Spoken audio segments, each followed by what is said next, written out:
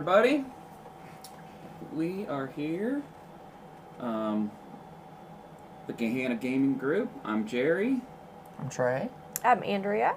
We're going to open a pack of Altered. This is just the retail pack. This isn't the Kickstarter box, so it won't have like some crazy stuff in it. But we should get 3, 4, 5 uniques.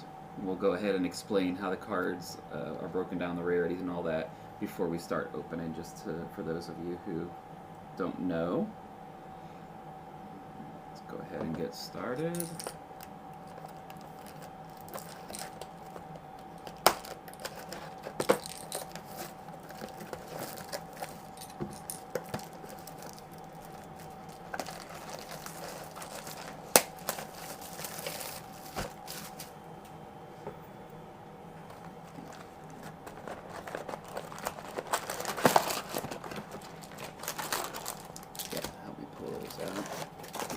Take half and half.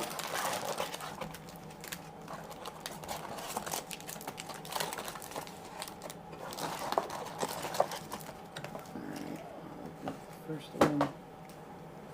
So keep them right in there and then so there are 3 rares in each.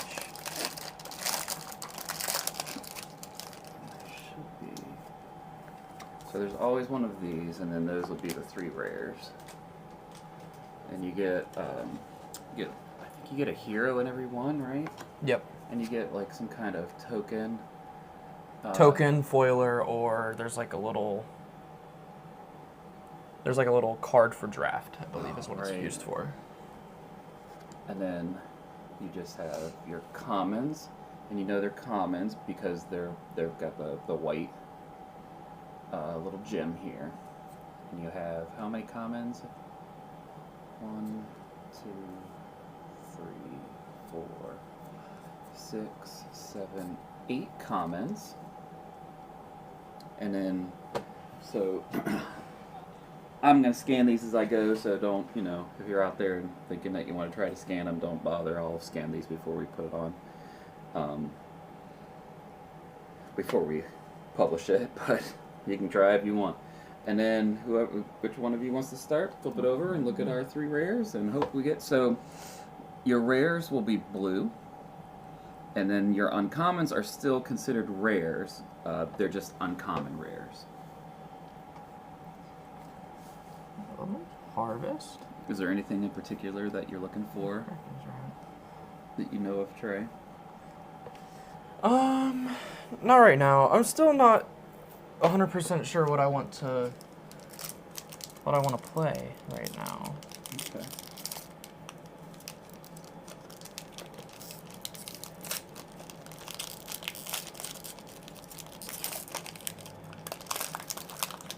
At this point, I have played everything, though. I've played all the colors at this point. I thought red was your favorite. I liked red. Well, I liked, These, yeah. And then you can just flip those over, just kind of go through them real quick. I like Atstadian Surge. Lyra Hero. And those are the commons, you can hand those to me. If anybody has any questions about the gameplay or Altered or how it works or anything, put them in the comments below and we'll do our best to answer you, or hopefully somebody will. Okay.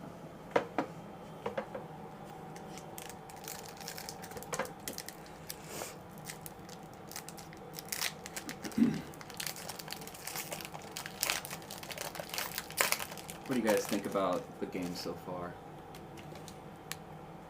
I enjoyed the game very much so.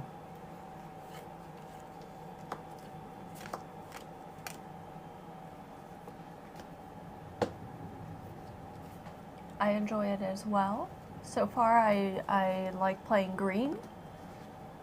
My top 3 would probably be green, blue, and pink.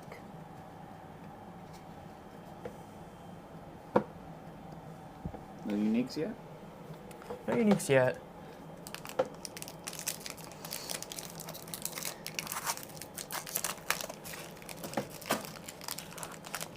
Uh-oh.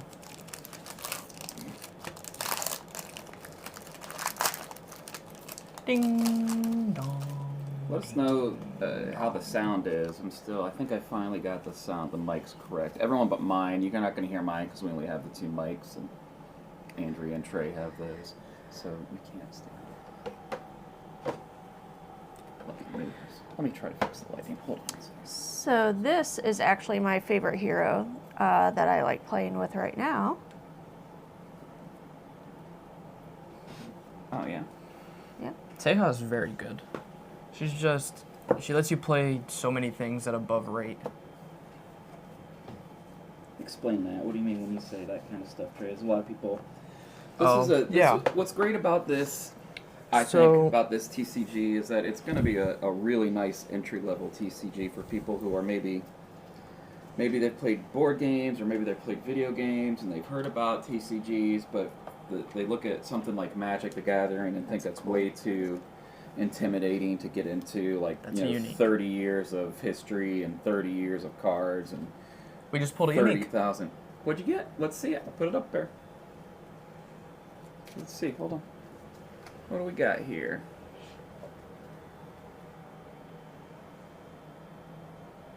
What's it called? I can't Ogun. read it upside down. It's Ogun, and he's it looks like he is an Axiom. It's a good, nice cost. 2/2 cost. That's interesting. We'll take a look at that. So when I'm talking about things that are above rate, what symbol is this? Which one is that? That's bronze. Brown? Yep. So when I'm talking about things that are above rate, when you look at like a card, so a vanilla card is just a card that doesn't have any text on it, and that's usually what those are usually like the baseline stats. So if you're looking at something like Magic or something like that, a 2/3 for 2, a 2/3 for 2 might be with no text on it, might be the standard. That might be the standard stat line for a 2-cost card. But what Teja does, because she puts a boost on all your cards, is she takes all the stuff that would be normally played at a normal rate or below rate. That boost makes them higher than that. The boost makes them stronger than what they normally should be. I don't know if I explained that very well because I wasn't expecting to explain TCG terminology. It's all right. It's just nice for, especially for people in our group who are just getting into TCGs. Here's another unique. We like to try to.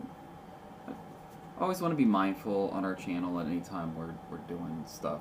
If we're using jargon, if we're using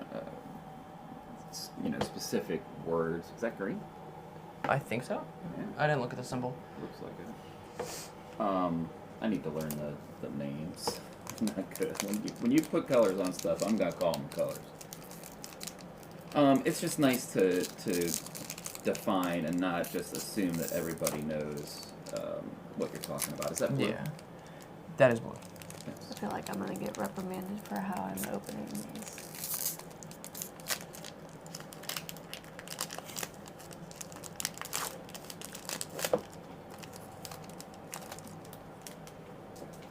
You're doing a great job of opening them. I've seen better.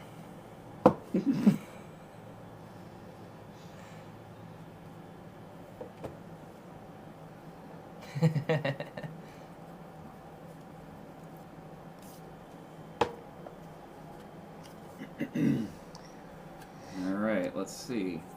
So how many uniques? Another one. So We just far? pulled a third one.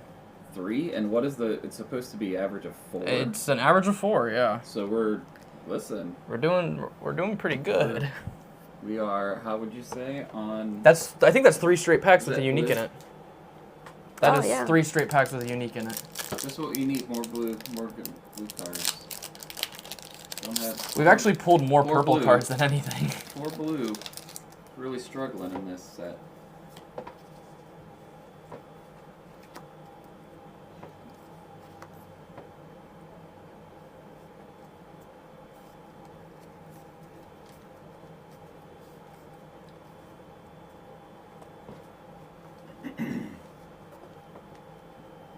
So the difference on the Kickstarter and the retail boxes is probably about a $40 or $50 difference in cost, but you get with the Kickstarter, you'll get a much higher drop rate for rares and uniques.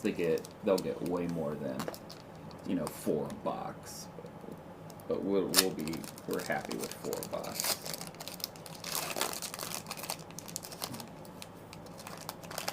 Trey, do you want to grab the box and just What box? right there and read what the actual What the rates are? Yeah. Yeah. Is this purple? Yes, that's purple. Yeah, so the rates are, you have a 12.5% chance of pulling a unique card instead of a rare card. Oh, and what's the rare drops? You're guaranteed 3 rares in every pack. No. Oh, right. I'm sorry. That was a silly question.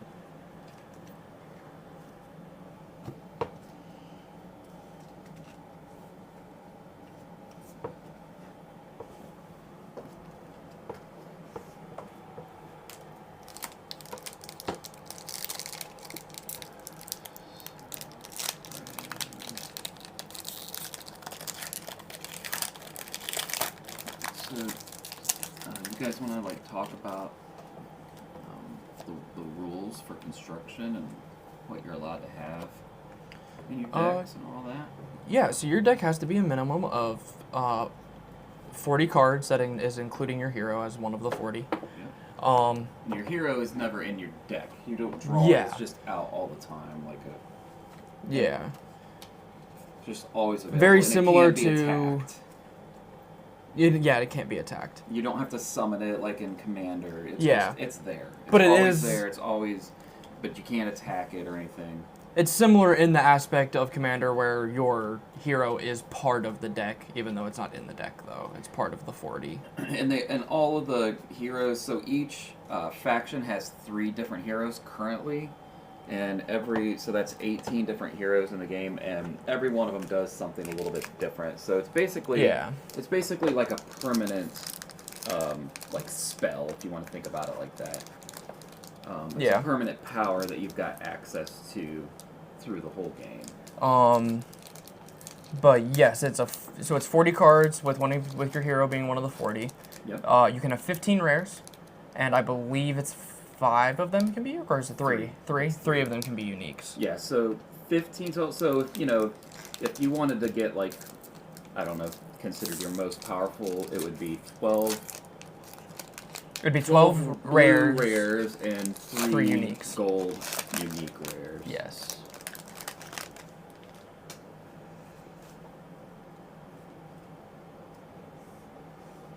And you want to talk about what uniques, why they're so kind of crazy in this game, Trey?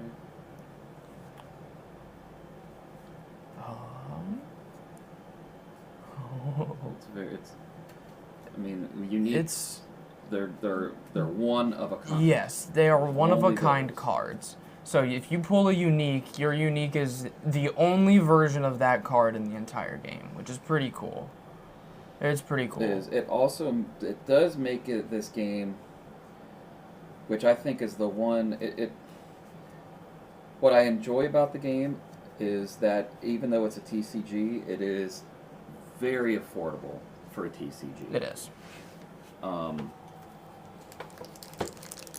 Because at most you're only going to get 15 rares, and the rares only cost a couple of bucks each. The only thing that can get expensive are the uniques, and you can only have 3 in a deck. And to be honest with you, the uniques that I've seen, I don't know, half of them are kind of unplayable. That might not completely be true. I haven't seen every unique ever made. It's just the ones I come across more times than not. I'm not sure that they're worth a spot in your deck. But if the deck, if they print it long enough, and the algorithm will eventually give you probably the perfect uniques that you're looking for. Yeah, uniques are kind of I feel like it's going to be very rare that a unique is fitting of your deck's play style. Like, it's not going to slot, a unique isn't going to slot into every deck of the color that you get it, you know? But getting back to the problem with the game is that it's, these kind of games that they've got collectible in their name, right? They're collectible card games. So for these games to thrive, you need the collectible market to do well.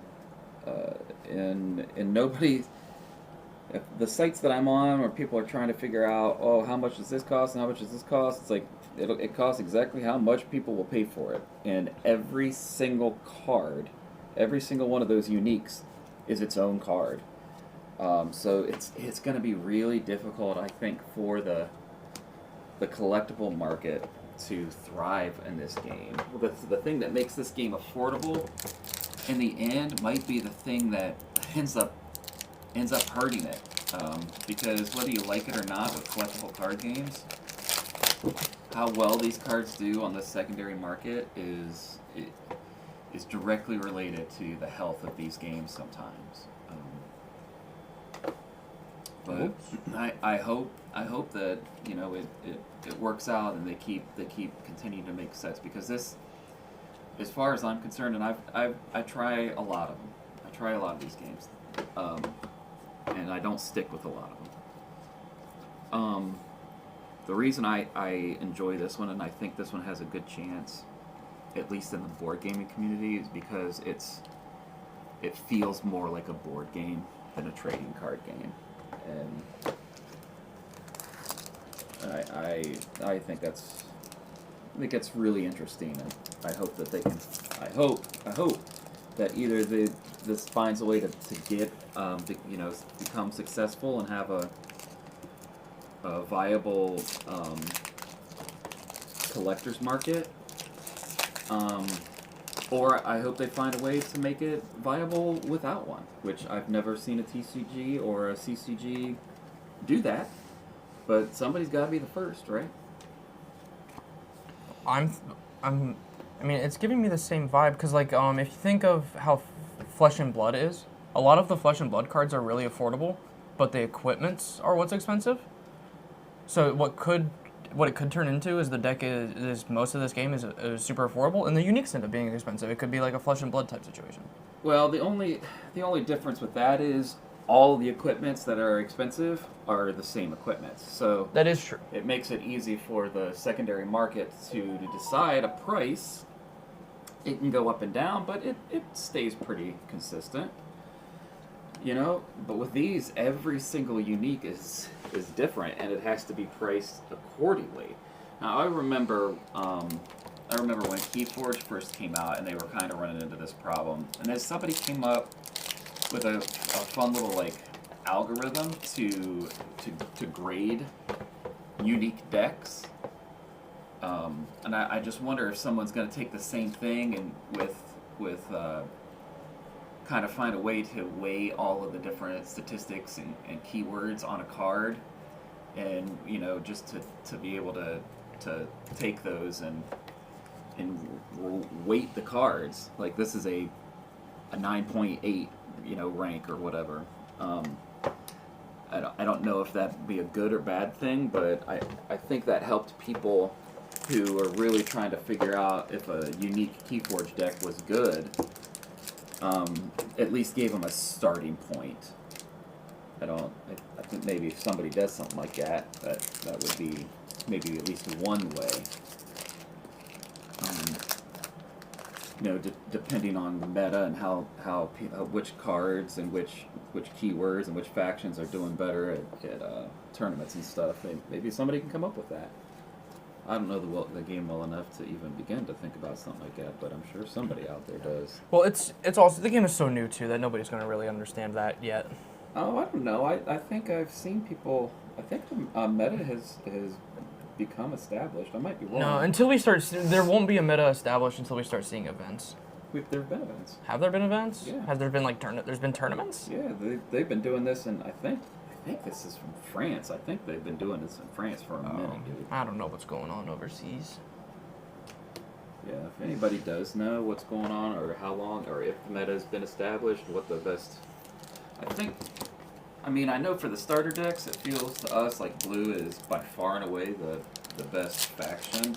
I think so far the consensus is the hero that comes in blue, Sigismar, is the best hero in the game, I believe. It's either him or Traced, the bronze one of the bronze heroes. Oh, yeah. I believe that's what I've been seeing.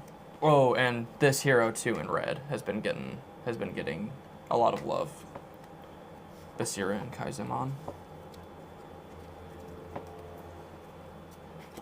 Did we just get like lucky and pull like All just of our randomly pull them all at the beginning? maybe. Can we not put these over these, please? It makes it a little harder for me.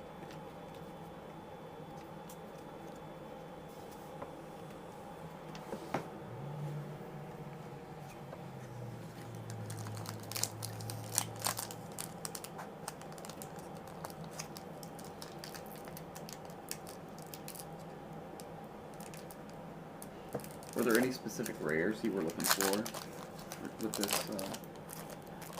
this box?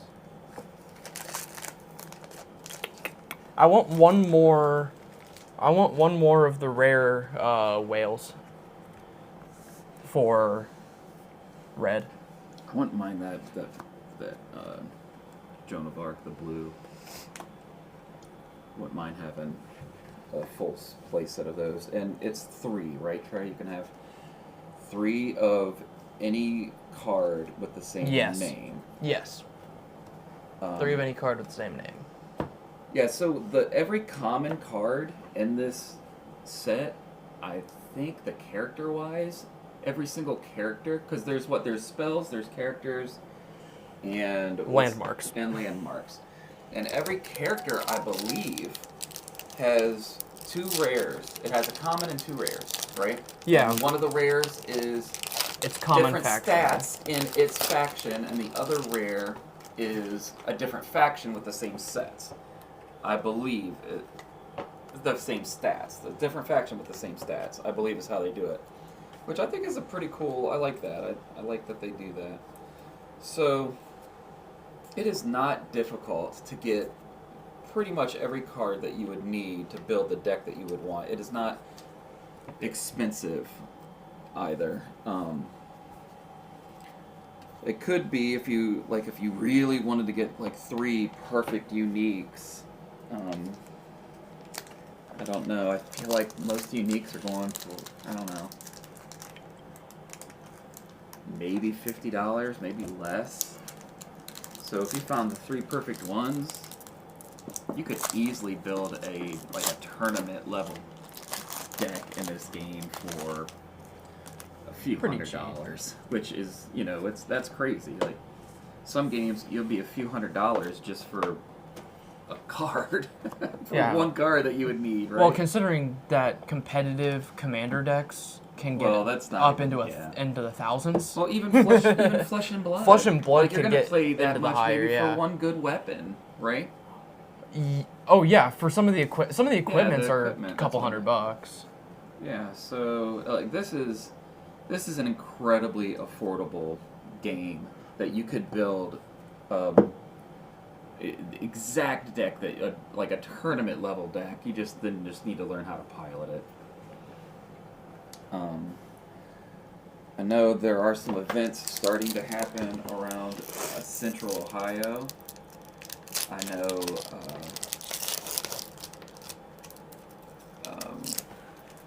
Dragon's Lair does an event. Yep. It has been doing drafts on most Sundays.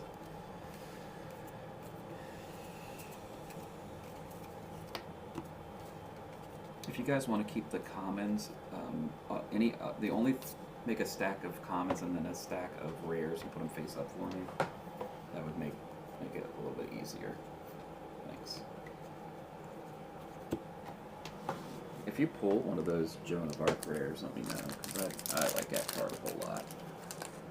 I wonder... It's a good card. I wonder what her out of faction rare is. It's the bronze one, I think, isn't it? Or is that a unique that you have?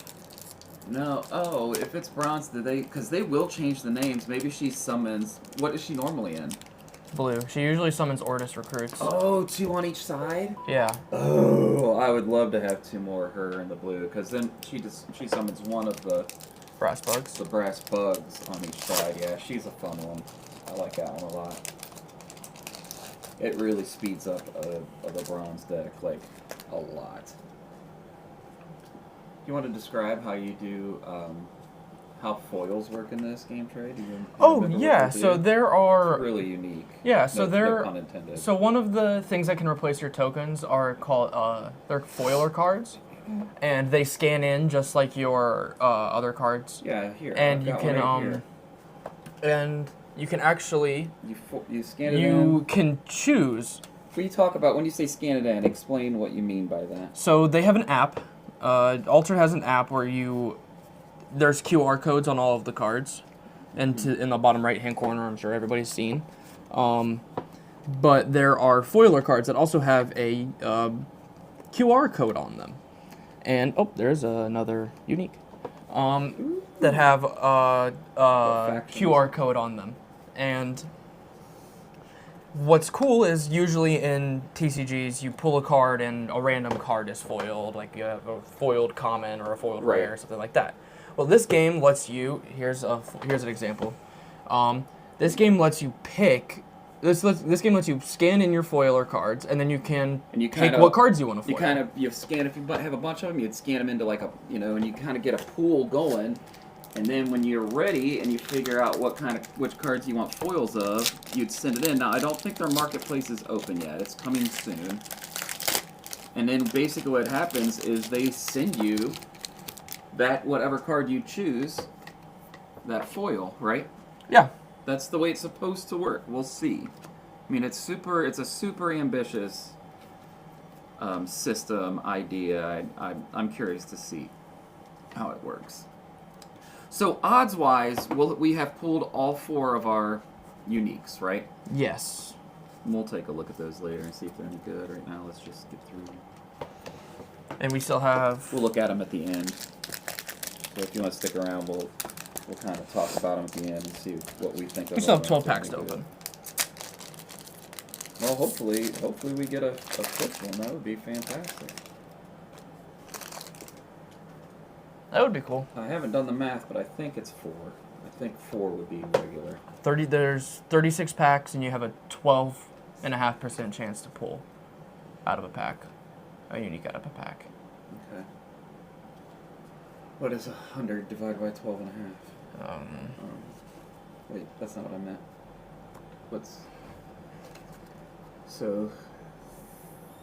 What do you need me to do? I don't know. I don't want to think right now. That's why I said I haven't done the math. So I don't want to do the math. I'm way too tired today. We gamed all weekend like we do a lot around here. Let me just explain who we are actually while we're in the last third here of packs to open. The Gahanna Gaming Group. Gahanna is a town east of Columbus, Ohio.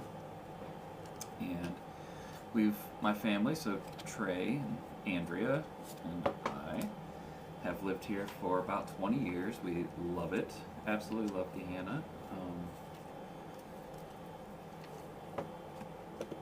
About a little over a year ago, I decided to start a gaming group for a number of reasons, and we just keep growing, and it's been fantastic, and it's not easy. It's very difficult to keep it going, but we are committed to doing this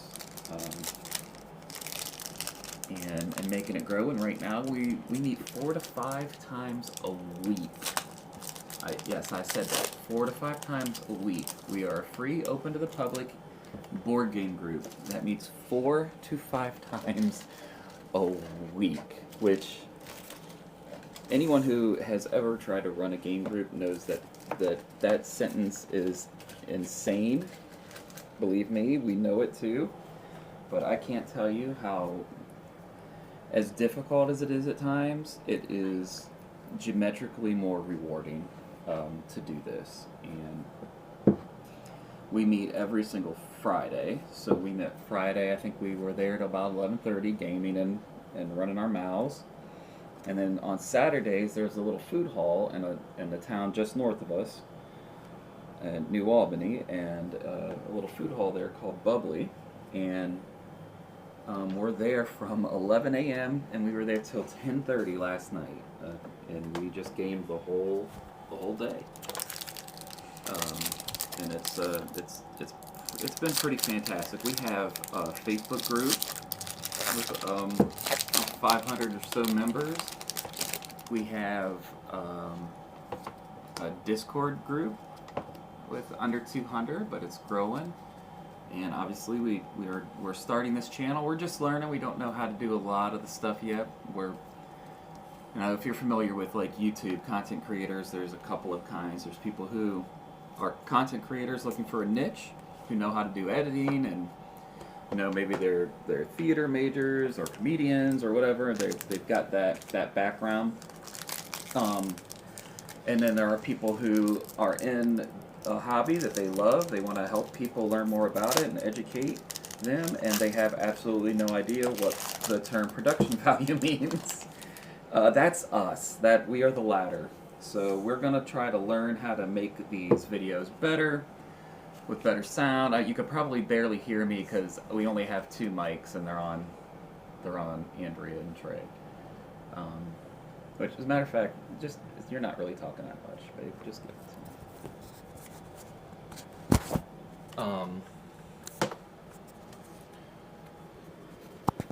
So we'll learn some editing and stuff. I know we've got. Listen, I usually sing our intros very poorly, but we do have a member who is offering to volunteer and work on a little opening and a theme song for us. Shout out to Ron. Thanks, man. I'm super excited. That's a 5th unique.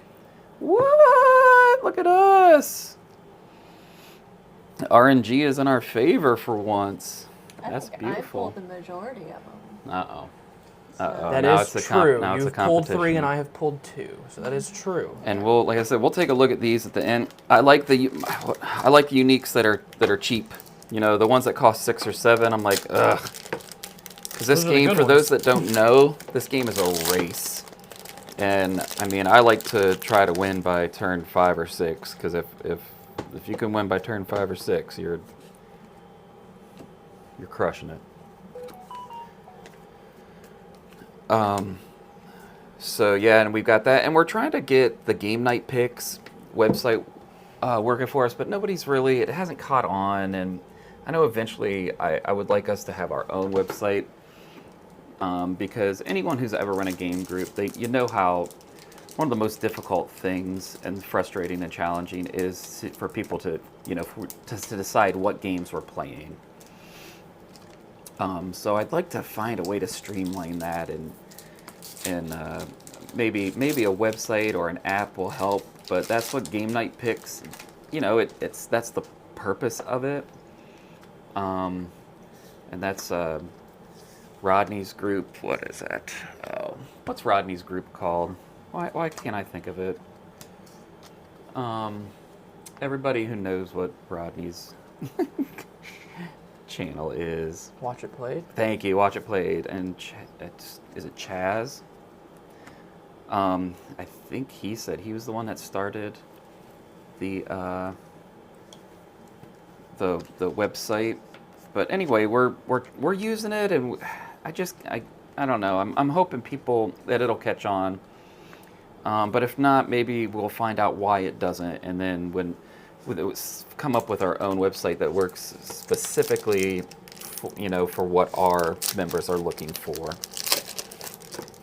Is my hope. But here's the cool thing: if you're ever in Columbus or Central Ohio, come on in and play with us. I know we've had, just in the last month, we've had someone who is in from California come and play with us. It's a friend of one of the members in the group, and it was great meeting him. And then a couple of weeks ago, somebody on it was Board Game Geek Facebook page was asking about, like game stores in Columbus, and I had just mentioned, I'm like, hey man, if you're around on XYZ night, come to this venue. And he was like, you know what, I will. So he did, and he played some board games with us. So coming in from out of town, like I said, we're free. We meet almost every night of the week. And if you want to play some board games, come hang out. We're eventually going to do some streams, some live streams of some games and things like that, and some teaches.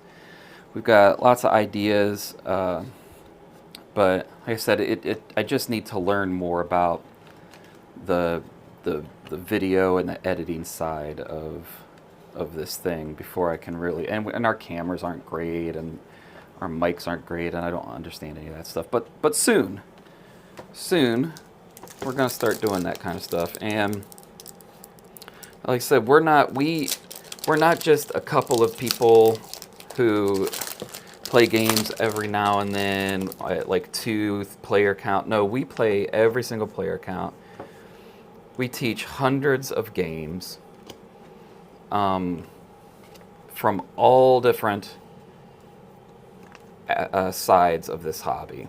We do a lot of deluxification. We're gonna as the channel grows, you're gonna get to meet some people in the group and what they bring to the group. It's gonna be really cool, and I hope we're around for a while and everybody gets to experience a little bit of what we get to experience every week being a part of this group. 5 uniques. How many packs we have left? 2. 2? 2 packs. 2-pack. Remember him? Oh, you weren't alive in the 80s? He was Oh, a wait. 90s rapper. Oh yeah, you think I'd know that? I was listening. I'm 23 and I knew that. But you weren't alive in the 80s. I'm still right about that. I definitely wasn't alive in the 80s. I'm definitely still right about that. I definitely wasn't alive in the 90s either. What's been your favorite part of this game of Altered, Trey? Why would you choose to play this over like Flesh and Blood? Because, and even not only that, but we've moved away from Lorcana and even Star Wars Unlimited. Why do you think we're playing this? Why do you think the group fell in love with it as opposed to those other? Because those are both pretty solid games too. Lorcana and Star Wars Unlimited and also Flesh and Blood are all very, very I love good Flesh games. and Blood. Why do you think? Well, why do you think people, the board gamers especially, seem to be so enamored with this game? I kind of moved. Well, me personally, I kind of moved away from Flesh and Blood because it's just very expensive to get into right now. And the you know what? There's a equipment good. is just so expensive. There's a good Flesh and Blood community here, but it is about Fantastic. it is up like the Beyond the Board Dublin area is really where it took off and stuck. Not a huge Flesh and Blood down where we live, but I think we're starting to get a pretty decent Altered community going here. But I liked the I really liked the art of the game. I liked some of the mechanics that they've introduced. The very few mechanics that they have so far, I've liked. Yeah. That they've introduced. I like the gameplay. It feels like a very unique gameplay compared to a lot of other TCGs. Yeah, So, that's what feels like a board game to me. It's so unique. It's just like it's kind of like a tug of war. And I like that it's not just destroy your opponent's stuff and they destroy your stuff. It's not. There is some removal, but it's just not a ton. So it really kind of just comes down to who can get their pieces to meet faster.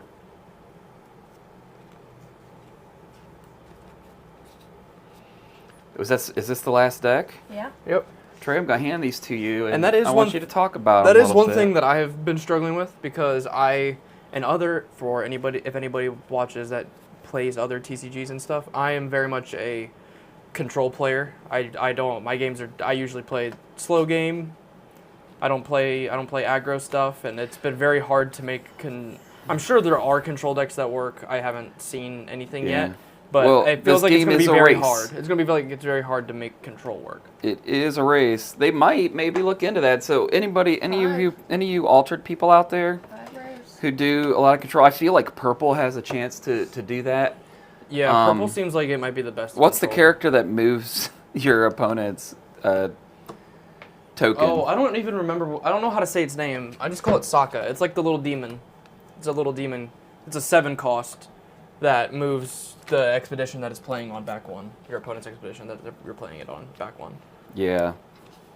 That's cool. probably the most feels bad mechanism. That's probably the most feels bad mechanic or keyword in the game, right?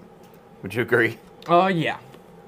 But other than that, I like that kind of stuff. Other than that, it's just a straight race. Who can get there faster? I think that this one is very interesting. The Izmir Stargazer for Axiom. It's If you discard. keep those right there, hold on a second. Keep those right there on the ground. Right there. I'm gonna zoom in. Just make it maybe a little bit easier. Sorry, everybody. I just punched my mic, so.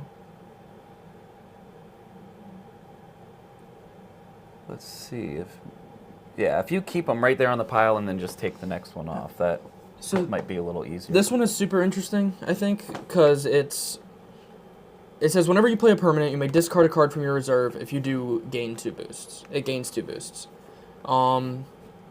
Boosts are just things that increase your card's stats. It's a very interesting card because Brown does care a lot about its landmarks and and getting stuff into its reserve. But I'm not sure how often Brown is wanting to discard stuff from its reserve. So I don't know. I feel like it's a very interesting card though for Brown specifically. Okay. Well, I like me the Browns. Play this from your hand. The next permanent you play this afternoon costs 2 less. When I leave the expedition zone, this is just a good card. This is just a good card. It lets you play something for 2 less when you play it. It's a 3 cost, so the next thing you play costs 2 less, which is just good. And when it leaves the expedition zone, it makes a 1/1 token, which is also just good. I think this is a good card overall. This is another blue card. If you control 2 or more landmarks, create an Ortis token. 5/3/4 for 3/3? Yeah. That seems. If you control 2 or 3 landmarks, if you control 2 or more landmarks, create an Ortis token in your other expedition. But at dusk, you have to sacrifice a character. So yes, it's very much above rate for a 3 cost. Like a 5/3/4 is pretty strong for a 3 cost, but you're sacrificing a character at dusk. So that seems like wicked good, dude. I don't know. When Just a robot what blue needed is more power. When a robot joins your expedition, if you control 2 or more landmarks, robots you control gain 1 boost. That seems cool. If you want to do a robot tribal deck, that seems interesting. Is that another brown? Yeah, I think so. If you put a card from your hand into reserve, so you have to play this. So this card has to be played from reserve. That's a good card. This card has to be played from reserve if you want to get its effects. Yeah, that's what this symbol means. The shaky means it comes out of your reserve, which is also a really cool mechanism in this game. Is that you can kind of use a lot of cards you can use twice after you bring them out of your hand. There's a lot of cool little mechanisms, a lot of very board gamey feel mechanisms in this game. And if you put a card, so when you play this from your reserve, you can put a card from your hand into reserve, so it kind of replaces itself. And then if you control if you control 1 or more landmarks when you play it from your reserve, you draw a card. I think that is also a very solid card. I wish it wasn't in green, but seems like a good card. This card definitely wants to be in brown, but it's green. Awesome. Well, that's it. Cool. If you ever have any questions about Altered or the Gahanna Gaming Group, if you want to ask us anything, leave some comments. If you want to talk about how terrible our audio video setup is, let us know. That's fine. We're getting better. We're trying. Yeah, and if you're ever in Central Ohio, come and check us out. Come and play some games with us. Like I said, find us on Facebook. Find us on our Discord. And you can check out our other videos here. And if you want to subscribe or comment or share, Subscribe, yeah, comment, all that put stuff. us on in the background. You don't have to turn the volume on. Our goal is to use our digital to help like fund the game group, and keep it free for everybody in the community, people passing through. Anyone who wants to come play can play. We're building our library up. We'll eventually have it where people can come and check games out, and I want it to be free. This is the goal. So if you think that sounds amazing as much as we do, then a nice way to support us is just to watch our videos, engage, talk to us, ask us questions, talk to each other, subscribe, and tell other people about us. And maybe we can get this thing to go even further than just Gahanna, Ohio. And I hope so, because it's amazing. And there's a lot of amazing people out there who are looking for people and games to play. So, and until next time, I'm Jerry. I'm Trey. I'm Andrea. And we've been the Gahanna Gaming Group. See ya, gamers. See ya.